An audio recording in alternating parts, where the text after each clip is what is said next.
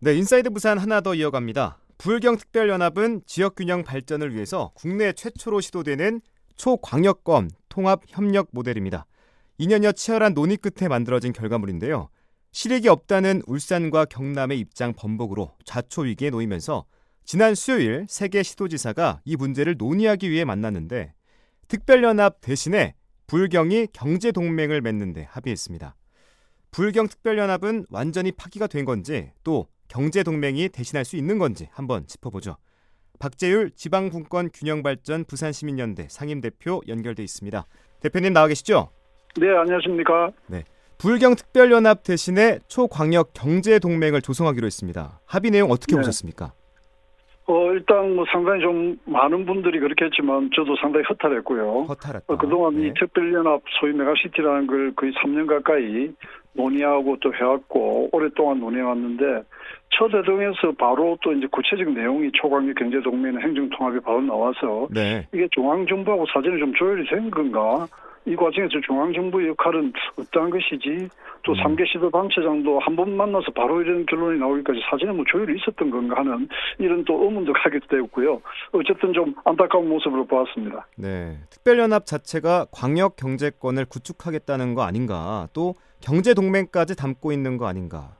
또 초광역 경제동맹 어떤 건가? 궁금한 게 많은데요. 하나씩 좀 네. 대답해 주시죠. 네, 이미 그날 발표하면서 좀 나왔습니다만은 명분상으로는 당일 발표에서 네. 초광역 경제동맹은 이제 사실상 부울경특별연합을 대체하는 부울경특별연합이 가졌던 그 기능이라든지 사업 내용들이 있지 않습니까? 네. 이제 그것들이 실종되지 않도록 좀 개성하고 좀 지속하겠다는 틀로서 이제 초광역 경제동맹을 이야기했죠. 그래서 부산, 울산, 경남에서 각각 3명씩의 공무원들로 9명이 되겠죠. 네. 이제 부산 이 사무국 역할을 하고 하니까 이제 부산 사무국에 파견이 오겠죠. 울산 경남에서. 네. 그렇게 해서 이제 기존 틀을 기존 특별연합의 내용이라든지 이런 부분들을 좀 받아서 처리하겠다는 건데, 근데 초광역 경제동맹은 특별연합은 법적 근거가 있었는데 초광역 경제동맹은 법적 근거가 없거든요. 법적 근거 자체가 없군요, 그러면. 네, 그래서 네. 이미 이 기구 단위라서 중앙정부가 지원하고 해줄 특별연합처럼 네. 이를 사실은 행정적인 무슨 근거라든지 이런 건 없습니다. 그래서 상당히 좀 불투명하다고 봐야 되겠죠. 법적 근거가 없으면 앞으로 뭔가 어떤 행동을 할 때 제약이 생기지 않을까요? 그렇죠. 이 향후의 초광역 경제 동맹을 좀 더 상위 형태로 네. 조기에 특별연합 같은 현재 지방자치법에 특별지방자치단체를 설치할 수 있는 그런 법적 근거가 있는 조직으로 가지 않는 한 네. 초광역 경제 동맹 자체가 법적인 구속력을 가지기는 없습니다. 그래서 굳이 의미가 있다면 특별연합을 완전히 그 특별연합이 가지는 부산, 울산, 경남의 상생 이 고리는 완전히 원점으로 돌리지 않겠다. 그 끈은 유지하겠다는 의지라든지 이런 최소한의 채널은 낼 수 있겠습니다만 네. 결국은 이전보다 어쨌든 조금 100%를 1000%를 양보해서 100%를 양보해서 좀 더 긍정적으로 또 희망적으로 본다면 기존의 부산, 울산, 경남 각각 나눠져 있던 사업들을 좀 묶어서 좀 처리할 수 있도록 중앙정부라든지 중앙정치권에 좀 더 로비력이 강화된다 그럴까요? 네. 이런 차원 정도의 희망을 가질 수 있을지 몰라도 어쨌든 법적 근거를 가진 부울경특별연합보다는 구속력이라든지 집행력이라든지 이런 부분들은 한계를 가질 수밖에 없는 거죠. 네. 그렇다면 특별연합은 사실상 없던 일이 되는 건지 내년 1월 공식적인 사무가 개시될 예정이었는데 폐기 절차를 밟게 되는 건지 궁금합니다. 그렇죠. 지난 4월 19일 날 사실은 형식적 출범은 했습니다. 네. 중앙정부하고 3개 시도가 그 분권 협약과 또 이제 그 사무에 대한 협약 체결을 하면서요. 그런 의미에서 보면 지금 특별연합은 사실상은 이제 무산된 걸로 봐야 되겠죠. 특별연합은 사실은 그 구성을 하는 단체, 지방자치단체가 거기서 못하겠다고 탈퇴해버리고 이러면은 네. 그건 구성이 안 되는 거거든요. 어디서 강제할 수 있는 것이 아니기 때문에 네. 이제 향후 절차를 밟아서 이 과정이 시도의 의결도 거치고 행안부의 규약 승인도 받고 한 절차가 있었기 때문에 그 절차를 이제 그걸로 이제 밟는 그런 과정이 남아 있다고 봐야 되겠죠. 자, 근데 부울경 특별연합이 한 달, 2달 만에 나온 게 아니고 2년여 동안 정부와 지자체가 치열한 논의와 연구한 끝에 나온 결과물이잖아요. 네, 이런 그렇습니다. 결과물인데 법적인 절차를 밟아서 가는 상황인데 이렇게 뒤집어도 되는 겁니까? 글쎄요, 그런 의문을 우리 시도민들, 주민들이 충분히 가지겠죠. 네. 이게 뭐 하루 이틀 논의한 것도 아니고요. 또 이제 시민적 공감대가 특별연합이라는 것도 또 메가시티라는 것도 일반 시민들에게는 그 용어라든지 그 내용이라든지 이런 부분들이 좀 생소한 측면이 있지 않습니까? 그래서 그동안 뭐 3개 시도의 각 시민사회나 또 학계라든지 이렇게 해서 그 자문단도 꾸리고 또 몇 차례 토론회 같은 것도 하고 또 각 영역에서 나름대로 홍보도 하고 공감대를 확산해 왔거든요. 네. 그 결과로 이제 현재까지 온 것인데, 또 이제 조금 전에도 말씀드렸습니다만은 그 규약에 대해서는 각 시도, 3개 시도가 각각 의회 의결을 거치고 또 이제 심사에 공론화도 하고 최근에 어떤 여론조사에서는 뭐 80%가 넘는 주민들이 찬성하는 이런 또 여론도 보이기도 했거든요. 그런데 이미 지난 지방선거 때 울산시장과 경남지사 두 분이 부정적인 언급을 하면서 좀 매견된 상황이었는데 네. 이런 부분들을 중앙정부가 핵심 또 공약으로도 하고 했는데 뭐 지방시대라든지 또 수도권 집중 문제를 풀어나가고 또 국제적으로도 이 메가시티라든지 이런 연합은 또 추세입니다 지금. 네.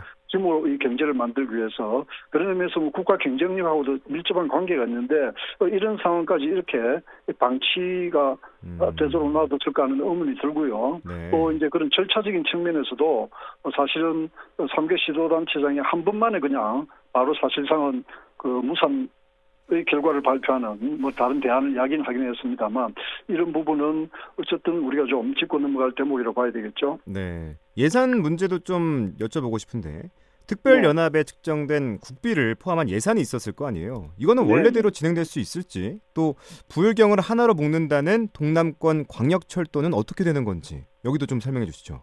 네.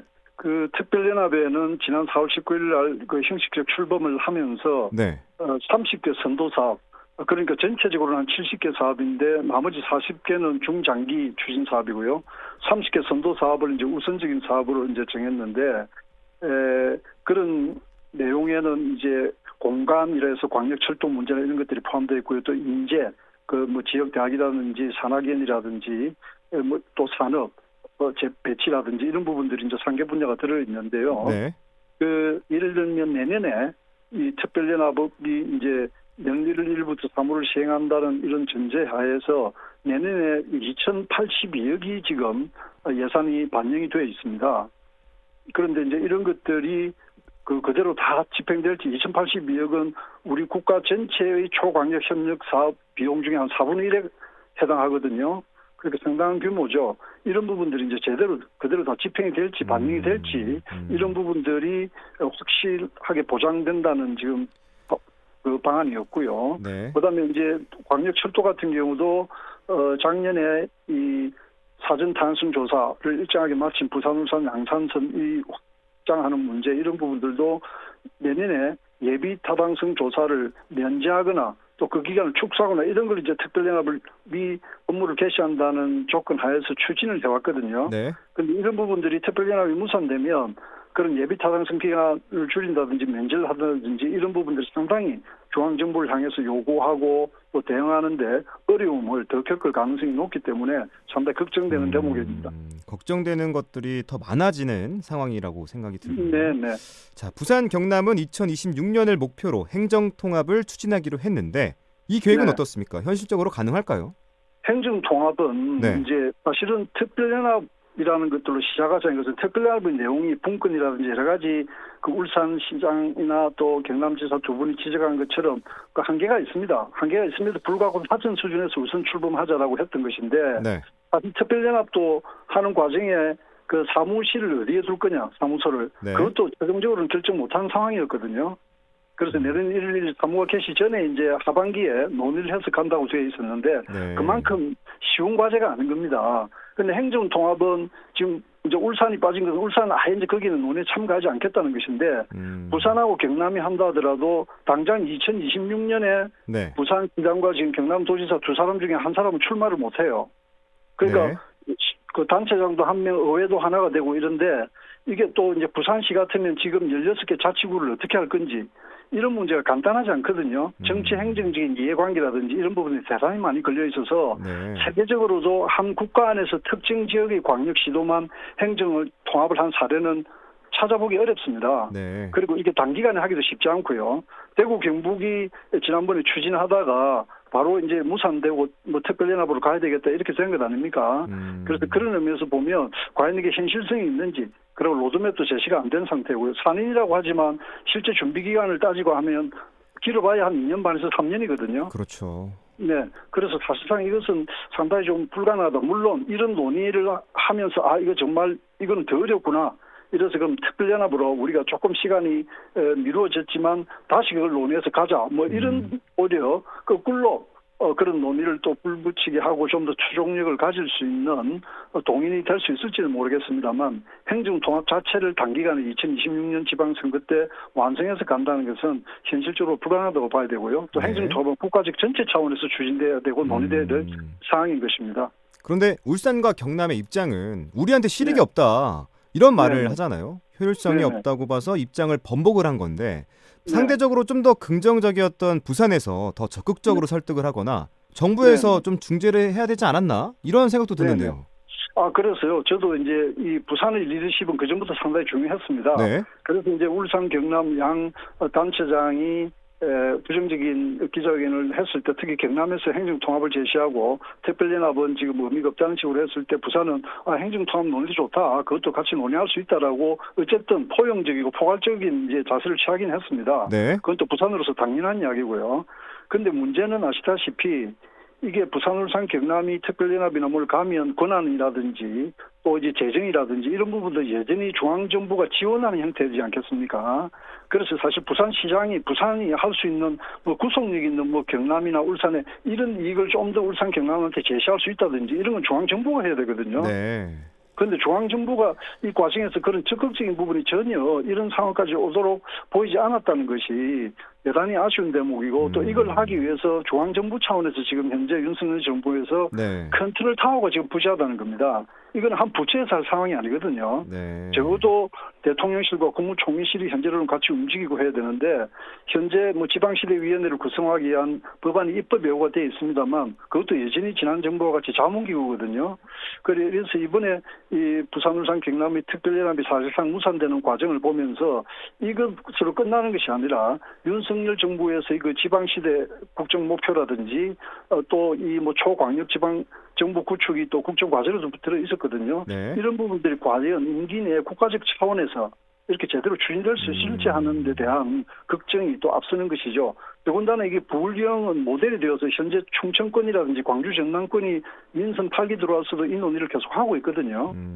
그래서 부울경이 이렇게 만약에 좌초의 길로 간다면 네. 다른 지역도 주춤할 수밖에 없지 않겠습니까? 그렇겠죠. 그래서 이건 특정 지역의 문제가 아니라 국가적인 대한민국 전체의 프로젝트인 것인데, 네. 이런 차원에서 중앙정부가 이런 상황을 사실상은 지금 방치하고 있는 건 아닌가 하는 걱정이 대단히 앞섭니다. 다만 이번 국감에서 그 장제원 의원이 네. 초강력 경제동맹이라든지 부산 경남의 행정통합의 뭐 특별법 같은 걸 통해서 적극 지원하겠다라는 그런 이제 발언을 지금 나오기도 했는데, 장제원 의원이 어쨌든 이 정권에서 좀 무게가 있지 않습니까? 네. 그래서 정부 차원에서 어떤 보관을 가지고 있는 것인지 하는 또 그런 기대도 또 들긴 하는데, 어쨌든 이것은 구체적인 로드맵 같은 게 나와야 네. 신뢰를 할 수 있기 때문에 좀 더 지켜봐야 할 것 같습니다. 자, 앞으로 넘어야 할 산이 굉장히 많아 보입니다. 끝으로 네. 하실 말씀이 있다면 좀 전해주시죠. 어쨌든 우리 그 3기 시도민들이 그동안 노심초사하고 기대를 하는데 이렇게 무산된 것에 대해서는 어쨌든 시도민들에게 유감이라든지 사과하는 뭐 이런 단체장의 공동 어떤 뭐 설명이라든지 이런 것들이 좀 있어야 되지 않는 생각이 들고요. 그리고 우리 시도민 입장에서는 너무 절망적으로 보지 말고 좀 희망적으로 이번에 초강력 경제권 같은 것이 어쨌든 그 끈은 유지되었으니까 좀 더 촉구하고 하는 계기로 좀 삼아야 되지 않나 싶습니다. 네, 저희도 끝까지 좀 쫓아가 보도록 하겠습니다. 네. 지금까지 지방분권 균형발전 부산시민연대 박재율 상임대표 함께했습니다. 대표님, 오늘 말씀 고맙습니다. 네, 감사합니다.